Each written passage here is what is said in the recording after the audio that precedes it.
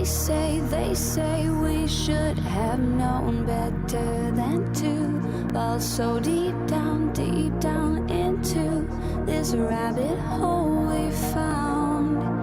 And I was thinking, hi, this is Nico. You're listening to my dad Rafal, also known as the White Rabbit, and James Jardine on the one and only Down the Security Rabbit Hole podcast. Buckle up and enjoy. deep into this pool of regrettable situations. Pitch black, think back to the last time that we were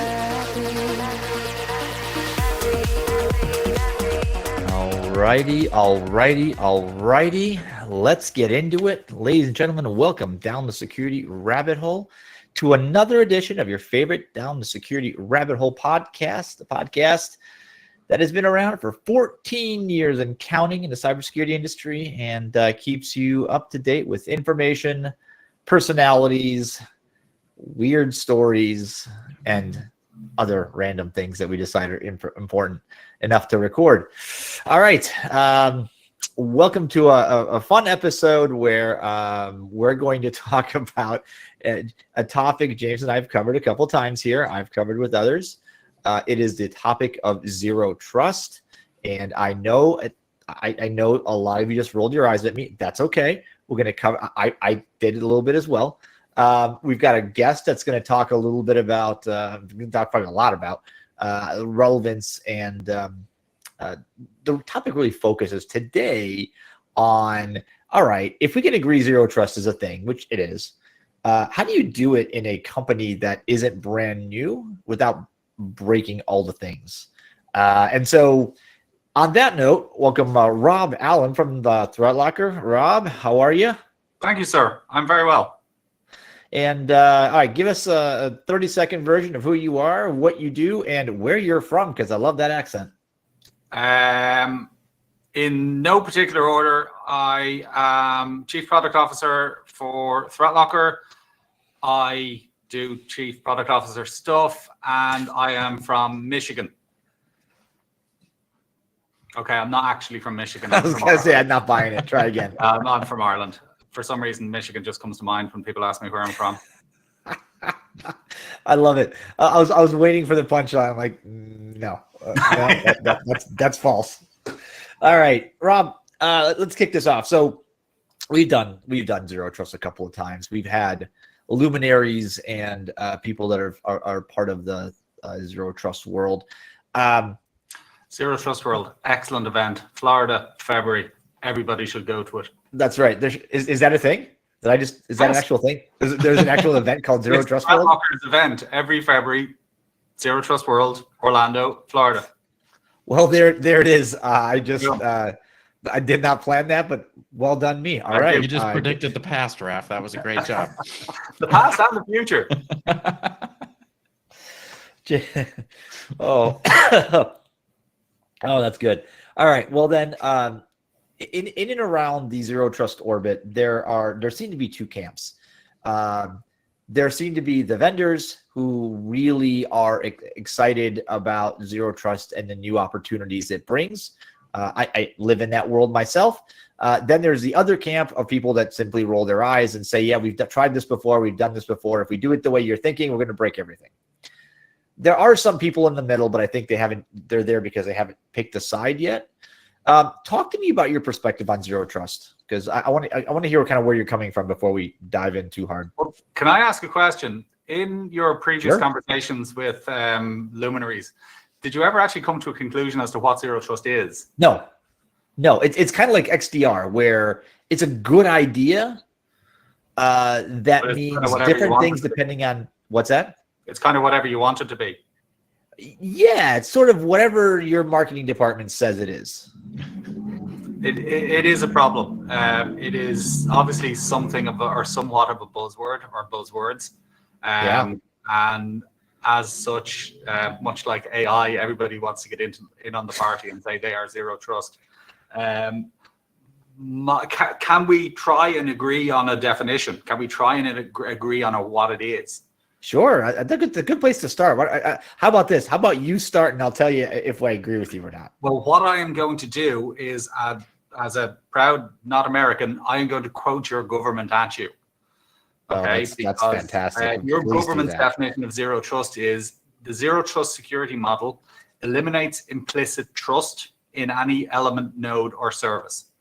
So eliminate or remove implicit trust and add explicit trust. That's one. They've done a good job of that so far. Yeah, they also say, and this is probably my favorite part of the definition, which is the zero trust security model assumes a breach is inevitable or has already likely occurred. So that's because it's the government. Access to only what is needed. That is because it's the government, or basically any other organization, it seems these days. Right, because we've literally all been breached. Assume breach is a really good way of looking at this. But they also say zero trust architecture allows users full access, but only to what they need to perform their jobs. See, so I'm with you all the way until we get to this point. Okay. Because this part to me, and I've worked in very large companies and I've worked for very small companies. I have never worked for a company that the idea of you have access to everything you need and nothing more has ever even remotely close to worked, ever in the history of ever. I do not have good notions that it'll happen tomorrow. We might come back to this later because there is actually a slight angle that we have in addressing this problem. Because I mean, realistically, what people have access to typically is part of the problem when it comes to cybersecurity and breaches. Yep. Which is, I've got access to a folder, I've got access to a share, I've got access to data. And my very having access to that data means everything I run, whether it be Angry Birds or coupon clippers or ransomware, it has access to the data as well. So that's one of the big problems. So we might come back to that a little bit later because we have a slightly different take on restricting access to data, which is not user-based, or rather combining user base with application base. So not only which users have access to what data, but also what programs have access to what data. Okay. The programs part is good. The programs part is really, really powerful because you're minimizing the potential for data exfiltration, and you're also minimizing the potential for damage if something does get into the environment or something bad does manage to run. But so can we sum up the zero trust part? So can we say remove implicit trust? Is that fair? Yep. No implicit trust while trying to minimize the blast radius of any potential breach, right? And assume a breach is inevitable. Yeah. Okay. I'm happy with that. All right. So with that definition, if you're building a company from scratch, and we're going to start day one right now, I can put in technology that will limit access to data pretty well. I can put in data governance programs. I can microsegment. I can do all kinds of things that are only realistic, in my opinion, if you start on day one. Because I worked at HP, I worked at GE, and neither of those companies could have in any meaningful way implemented the removal of removal of any what was it? Implicit trust, right? Removing any implicit trust, and then limiting the assume breach was that. I mean, we lived that, right? So that's fine. But limiting the blast radius, limiting what attackers can have access to post breach. Networks are still flat. Cloud networks are flatter. Data is everywhere. Nobody knows what it is, who has it, who has access to it, and I feel like every day somebody in these organizations, you're sort of doing multiple roles, multiple jobs, especially in the kind of climate we live in right now, where it's a little sketchy out there in the business world. Talk to me about how we're going to make this realistic, because I love the idea, like zero trust. I love the concept.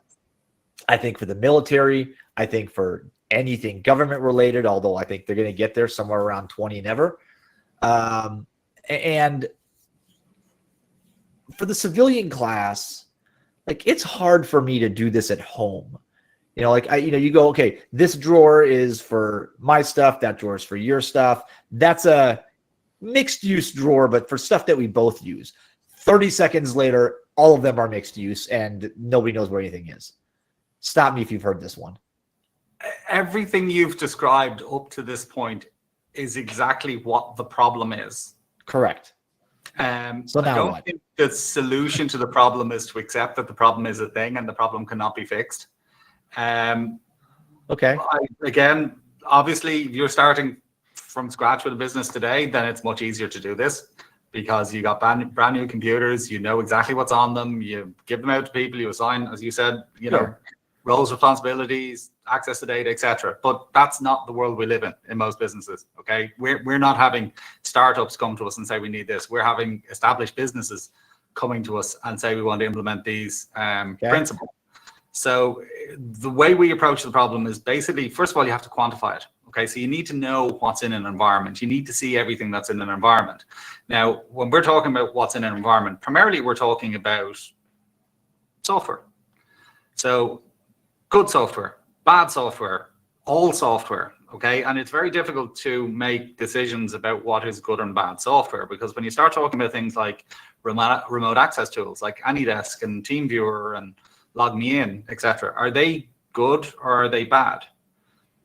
You know, they're not malicious, so traditional tools are unlikely to stop them from running. But do you want random remote access tools running on every single machine in your environment or on a large number of machines in your environment? Probably not. But the first part about solving that problem is seeing where it lies, seeing what is in the environment. So basically, our approach is deploy an agent onto your machines. All it's going to do is log data. Okay, it's not going to block anything. It's not going to interfere with anything. It's not going to slow anything down. All it's going to do is log executions fundamentally. So we effectively build a allow list based on that. But what we also give is complete visibility over what is running in people's environments. So it doesn't matter if your environment has been a thing for 5 years or 10 years or 20 years, we can see all the software that's running. And based on so many different experiences with so many different customers, I can guarantee anyone who tries to do this, they will find some surprises. They will find things that are running on their machines that they have no idea were there. I mean, I did an exercise with a relatively small customer of ours in the UK some time ago, and basically, call it about 200 machines for argument's sake. I think it was 170, and they wanted us to show us all the bad things that were in their environment. And it's like, well, at the time, it wasn't really something we really did. Good, bad, who's to say? But what I did instead was I had a look through their environment to see how many remote access tools were in running. Six different remote access tools, not just sitting around, not just lying in downloads folders, actively running on their computers in their environment. They had AnyDesk, they had LogMeIn, they had their MSP's remote access tool, they had their previous MSP's remote access tool, along with their RMM agent running on a few of their machines. Because of course. But the really interesting one was they had almost 20% of their machines were running TeamViewer. Okay. Yeah. Now that organization did not use TeamViewer. There was no good reason or no legitimate reason for TeamViewer to be running on all of their computers. But I mean, I've worked in IT for 20 something years. You wouldn't tell from my youthful looks and my lithe frame, but I've been in this game for a long time. I know how it happens. At some point, some third party is going to try and fix a piece of software and they're going to say, I need access to your machine. And then TeamViewer, look, we use TeamViewer. Okay, TeamViewer gets installed, but it sits there forever. It's never removed. It's never removed. It's never gated. Yeah. Okay. This is the whole point. So, but that's just one example. There are so many other examples of software installed on people's machines that organizations just don't know about. So the first step in solving the problem is finding out what's there. So it's, as I said, logging all that data, seeing what's created. I mean, blocking it once it's been created is really simple. So if you say we don't want TeamViewer, you just change policy from a permit to a deny, and no more TeamViewer. Okay. But, yeah. Sorry. So I'm gonna check this at you because I have I have a Mac, and I run A man of like exceptional taste you are. What's that? A man of exceptional taste you are. Thank you. I'm totally different, just like everybody else. But I one of the first things I installed was Little Snitch, right? I love that thing because you start looking at it going, why is that thing doing that? But even in my use case, on my personal laptop where I know what things should be doing, it has gotten to the point where sometimes I'm just like, just do all of it. I don't know what this is doing anymore. Like approving individual websites, approving individual access to specific addresses and over specific ports. And I'm like, okay, so the challenge isn't identifying. It's for me, right? When I look at this, the challenge is going, how many of these things should be here? What should they be doing and have access to? How do you do that at scale in an organization that already established? So taking a step very slightly back to our definition of zero trust, okay? Yeah. And this is something that basically most of what we do is based on, okay? It is deny by default, okay? Deny by default, permit by exception. Okay, now that has multiple facets, okay? So there's the what can run and what can't run, okay? So that's effectively allow listing. We can also control, or we also recommend control of what things can do. So what applications are allowed to do when they are running, okay? Because as I'm sure you know, living off the land is a real thing. It's a serious problem. And solving that problem is not easy because making a judgment or a decision about what's good and what's bad, I mean, look, detection has a time and a place. Detection tools are important, but putting all of your eggs in a basket called detection, I think based on the daily reports of breaches is not a successful or not always a successful way of approaching the problem. So again, it comes back to the idea of what things are controlled. What I would say, by the way, is most environments, now you and I are probably somewhat special snowflakes, okay? So we, as you're demonstrated by your running Little Snitch on your machine, as demonstrated by basically everything I do, but we're probably slightly different to your average typical user in most organizations. Your average typical user in most organizations does the same thing with the same programs in the same way every single day. They might use, they'll probably use Office. Okay, it's fairly ubiquitous at this stage. They're probably going to use browsers for stuff like this. They'll probably use video conferencing tools. They might use 2 or 3 line of business applications. Outside of that, your average user, what do they really do on their computers? Fair. Yeah. Okay, so I'd say probably 95% of users will fall into that category of normal users do the same things with the same software every single day. I mean, fundamentally, all we're talking about is setting boundaries or guide rails around that and saying, look, if you operate within these guide rails, you're not even going to know we're here. We're not going to get in your way. But if you suddenly try and install TeamViewer because a nice man from Microsoft is on the phone saying he wants to fix your Windows, absolutely, we're going to step in and stop that. But that's what organizations need. But likewise, somebody tries to run a Chrome extension, a coupon clipper or something like that. Are they needed in 99% of businesses? Absolutely not. So as I said, we have to kind of get away from thinking about us as, IT guys, as I said, special snowflakes who install and run all manner of software and want a lot of control on their machines. The vast majority of users, as I said, do the same things in the same way with the same software every day.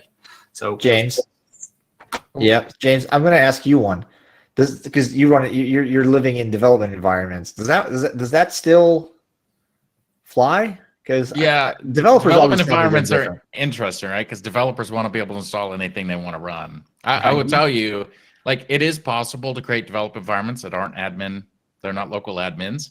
There are restrictions you can put.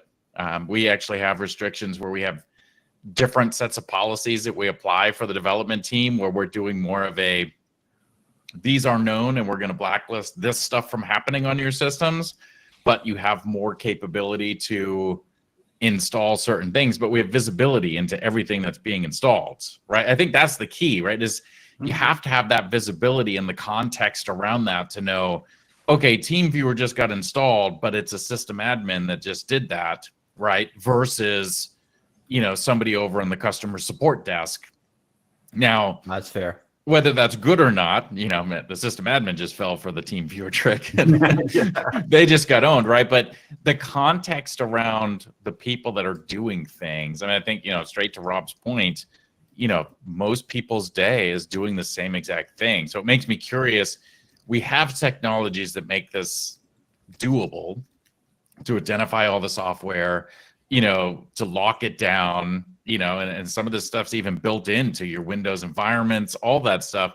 What's the holdup that stops organizations from saying, just from that perspective, right? Because Raph, how long we've been talking about asset inventories and not having this stuff. Like, what's the holdup from an organization to say, listen, it's a key part. It's the driver to start Zero Trust. It's the driver to start all these other preventative things. Take ransomware just its own class. If I can limit what you can install, then that helps reduce some of the stuff that's going to be put on there, to just start the process of, we just need to inventory what software is out there, and we need to do. Is it the skill set? Because like I said, the tools exist. Is it the skill set and the time to go through things and be able to categorize teams and say, okay, these people are in this group. Here's the type of stuff that they use. We're going to limit them to that. And, if they need an exception, that has to be at a request, right? And we'll approve that on a case-by-case basis. But that is a lot of work, right? And how do you show value when there's really no direct revenue impact of me stopping or starting letting somebody use a piece of software, right? It's more of that technical debt backlog that's sitting out there. It's like, hey, we want to do this, and it's a big project, and it's going to take us 6 months, right, to get a tool, analyze all the systems with an agent, and then start categorizing and saying, okay, let's start with remote access tools. Let's identify them, let's limit them, and let's clear them off. But there's no visual gain, right, from a security from an enterprise standpoint, of what needle just moved. Yeah. Hey, that's a big block. Rob, just something just hit me as James was talking, because at RSA this year, obviously Zero Trust was a big theme, but the sub-theme driving Zero Trust was a lot about identity, right? The IAM companies have a lot to say about Zero Trust, because it's all about, limiting access to the data by the employee, by an outsider. Do you think? Do we still need that if we're going this direction as well? If we're because you're coming at it from the perspective of application programmatic access. How much more out there is there? There's identity. What else is out there? Well, could I just touch on a point that James made a moment ago? Because I think it is really important. There is a not incorrect perception, historically certainly, that applying this principle or taking this approach is a heavy lift. Okay, now, James, you mentioned tools that are built into Windows. Okay, I have spoken with organizations who have spent not 6 months, but multiple years trying to implement allow listing using what is built into Windows, and they still haven't turned it on.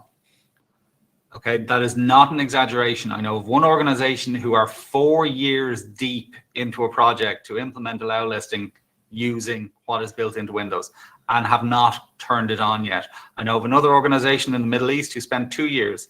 10 people worked for 2 years to try and implement allow listing because they knew it was a good idea. They knew it was something they should do. But 10 people spent 2 years on a project that got binned because they couldn't get there. They couldn't do it. So it's because it's been a heavy lift. Now, there's two parts to that heavy lift. There's the setting it up in the first place, figuring out what's needed, creating policies, rules, all that kind of stuff. Okay, as I said, we have a pretty simple solution to that, which is we will do all of that for you. There is another part to it, though, and this is a really common thing in a challenge in this, is the question of what happens when software updates. Okay, anybody who ever tried to implement application allow listing will tell you that what happens when software updates is it breaks. Yeah. Because your allow listing tool, whatever it happens to be, will say, look, well, I know that file is called acrobat.exe, but it doesn't match my acrobat.exe, so I'm not going to let it run.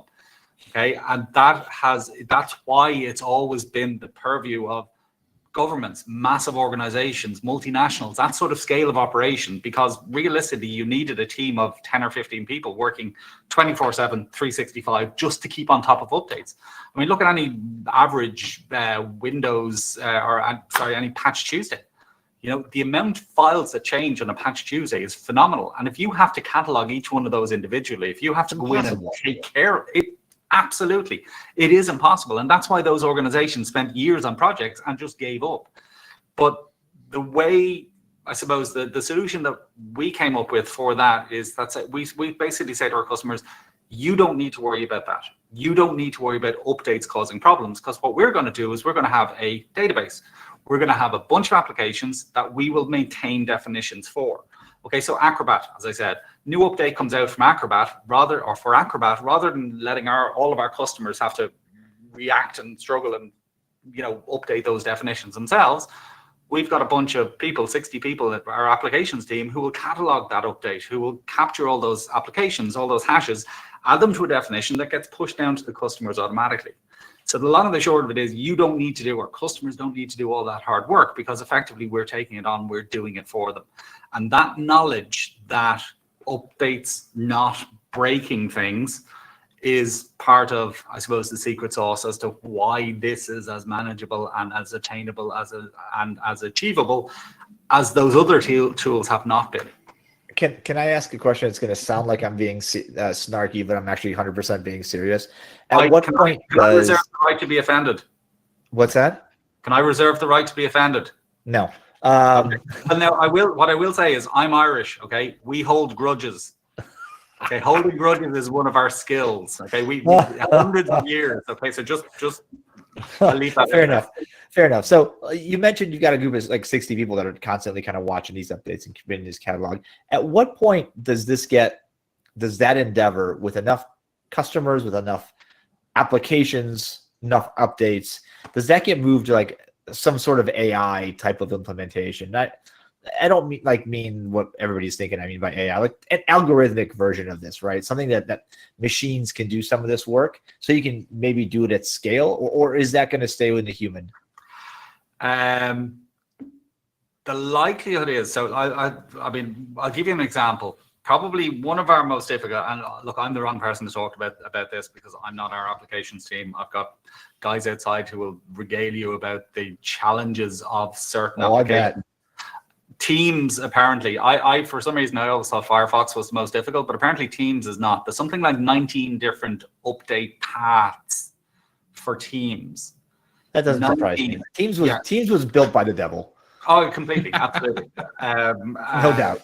But no doubt in my mind. They have to effectively take every one of those 19 update paths, because it produces different files each time. Now, that's something that we basically figured out the hard way. Okay, so we've done, okay, we'll do it this way, and then we find, you know, all the stuff, sudden Teams is being blocked in these environments. Okay, well, we need to figure out what way did they do it. Oh, they did it that way, so we need to figure out. So we've got a lot of institutional knowledge, you might call it, about how applications behave. Now, could AI figure that stuff out? Maybe, possibly. I mean, my major usage of AI thus far has been to try and get it to write me ransomware and data exfiltration techniques. But I'm not. I think you and everybody else. Yeah. Is there a different path though to be able to check versus doing like hashes of files versus like code signing and being able to validate from that standpoint? I mean, it kind of reminds me of the key pinning. You know, when you talk about cert pinning, like I'm pinning to the signed cert. I'm not pinning necessarily right to the app itself. I just know that it was signed. Problem is, and I'll give you one example. I was shocked when I saw this. Don't do this now. At some point, go into your computer, find PowerShell, right-click on it, and see is it signed. Okay? It's not. Right, so depending on things being, and you might think, look, Microsoft, they're a big company, they know what they're doing. Presumably they sign all their stuff. They don't. So you can't depend on it. Now, that's not to say that, some software is better, some software is worse, some things behave themselves, some things aren't. I mean, you'd be amazed. The other thing I will say to you is you would be amazed at the amount of security vendors who do not sign their files. No, I wouldn't. No, Security I've worked vendors. in security vendors for a long time. No, I wouldn't.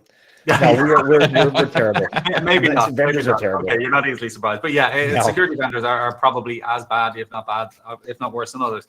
But to your question, James, absolutely. So the majority of what we do is based on hash because it is the most secure way. Yeah. Specific files.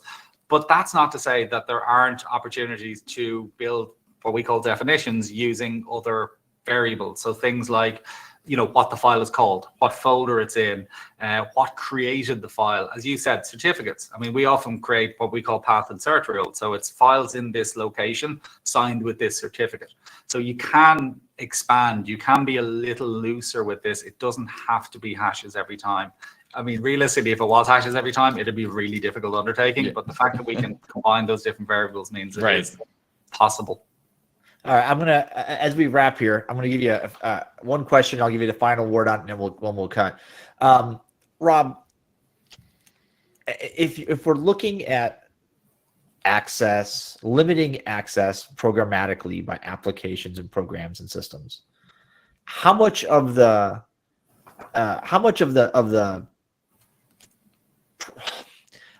problem landscape are we actually addressing? Right? How much of the problem are we addressing? You get what I'm saying? What I'm asking? I do. So 3 parts really, I think that are important. As I said, what can run and what can't run is really important. Okay, because very few cyber attacks take place without something running. Okay, most of the action, and I know, look, there are obviously breaches, cloud breaches, that is somewhere that needs to be addressed, but the majority of the action takes place or comes from or originates, shall we say, from the endpoint. But what can run and what can't run is really important. What things can do or what things are allowed to do whilst running is probably as important. As I said, the whole living off the land thing, I mean, we use, as part of our demonstrations, we use PowerShell to exfiltrate data. It's so easy. It's a Greatest hacker tool there is. Absolutely, it's incredible. It's unbelievable, but it's so powerful. You can do so much with it, but a bad guy can do so much with it as well. But it doesn't just apply to PowerShell. It applies to curl. It applies to run DLL. There's all manner of weaponizable stuff on everybody's computer that they don't even think about. But if somebody does get access, that's exactly what they're going to use against you. So the way to solve that problem is not to figure out all bad behaviors of these pieces of software. Is to say, well, look, I don't mind. PowerShell can run on my computer, but it doesn't need to access my documents. It doesn't need to access my desktop, my network shares, my UNC paths, any of those locations. So, if it doesn't need to do any of those things, why would I let it do any of those things? We're coming back to the idea of removing implicit trust.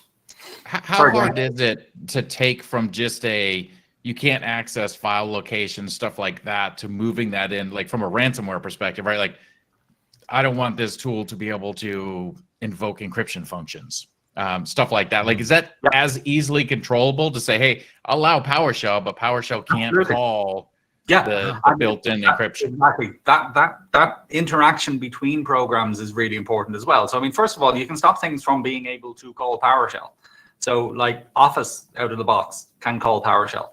Now, I've no idea why somebody in Microsoft, in their infinite knowledge and wisdom, decided it was a really good idea to allow Word, Excel, everything else to call PowerShell, but they did. So absolutely, blocking things from calling weaponizable Windows components like PowerShell is really important. But as you said, equally, like stopping PowerShell from accessing DSS admin, deleting shadow copies, equally important, because again, very often the first thing that they're going to do is they're going to use VSS admin to delete shadow copies. So 100% application interaction is really important. What data applications can get at is really important, and where those, probably even more important than either of those though, is where things can go on the internet. Because running remote code, I mean, fileless malware is a thing. And it's very often something like, I mean, I'd encourage anybody who's watching, there's a tool called Red Rabbit. Okay, I don't know if you've ever come across it yourselves, guys. No.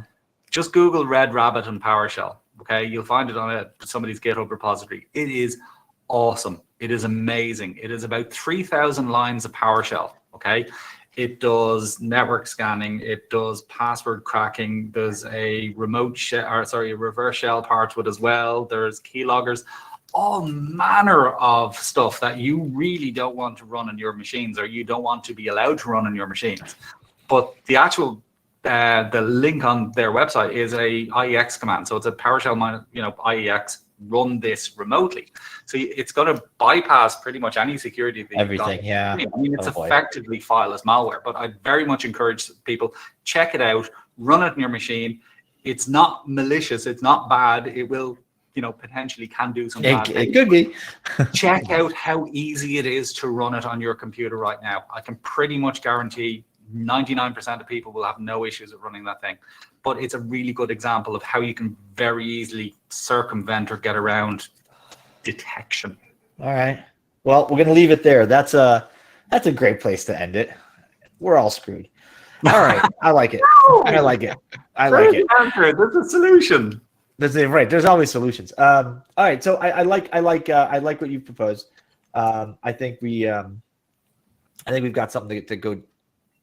Listen, anytime the answer to my question is how much of the threat, the problem landscape do you actually address? Anytime the answer is more than none is good. And especially if we get technology, it starts to work together, right? You start to incorporate the system level, application level access with the user level, with the data availability. And then now we start getting to something real. Because I know when I tried to implement IDS to IPS a million years ago, it never left the dock in terms of, it was always in watch mode, in alert mode. None of the ones in large companies ever went to IPS. Why? Because it could break something, and it always did. Same with WAF. WAF was in monitor only mode, even though that was the tool of choice. We couldn't update the application, so we went to WAF monitor only mode. And we monitored lots of beautiful things that we should have stopped. So I'm excited about the potential for dropping something in that isn't destructive, that is going to be give you an opportunity to go defend yourself better and minimize that access. So thanks for playing along. Thanks for explaining some of these things. We appreciate it. Rob Allen from ThreatLocker. I'm sure we'll have you back on again in sometime in the near future. And James, that was really fast. I don't know where 30 minutes, 35 minutes just went, but that was fast. And so, all right, that's it. I think we need to cut this. Thanks for listening, folks. Do share. Obviously, the more people that listen, I don't know what happened in the last 3 weeks, but the numbers jumped by like 10%. So, maybe you guys are just all sharing. Everyone heard I was going to be on RAF. Yeah, the people heard, so that yeah, and then you were on the back just hitting refresh every time. I love that.